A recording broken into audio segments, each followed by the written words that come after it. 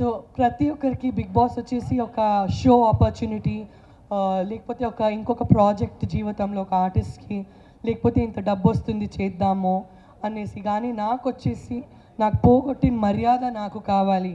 నాకు ఆ particular legal problem అయిన తర్వాత, ఆ లీగల్ ప్రాబ్లం నుంచి నేను బయట వచ్చిన తర్వాత కూడా కొంతమంది ఆ లీగల్ ప్రాబ్లం అయిపోయింది, ఇంకా కాష్ అయిపోయింది హైకోర్టులో అనేసి చాలా కొంతమంది అది పబ్లిష్ చేశారు. దానివల్లే నాకు చాలా ఇబ్బందిగా ఉండే. ఎన్నో సంవత్సరాలు అంటే 2020 నుంచి 2025 ఎన్నో ఎన్నో ఎన్నో రోజులు నేను ఒంటరిగా పిల్లో మీద ఏడ్చి ఏడ్చి ఏడ్చి నిద్రపోయి, ప్రెగ్నెంట్ కూడా ఉంటే ప్రెగ్నెన్సీలో కూడా నాతో ఇట్లా జరిగింది అనేసి నాకు ఒక మెంటల్ ట్రామా లాగా ఉండే. కానీ నాకు ఊడిపోయే ఒక స్పిరిట్ నా లైఫ్లో లేదు. బికాజ్ నేను ఒక సెల్ఫ్ మేడ్ పర్సన్వి.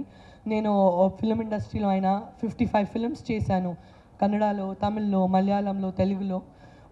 కానీ నేను ఓడిపోయే మంచి కానే కాదు. నేను ప్రతి ఒక్క ఛాలెంజ్ లైఫ్లో స్వీకరిస్తాను.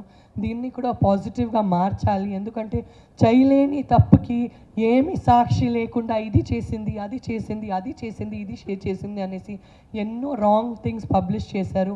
దీని నుంచి నేను బయటకు పడాలి. నా హస్బెండ్కి నేను భార్య అనేసి తను చాలా ప్రౌడ్ ఫీల్ అవ్వాలి.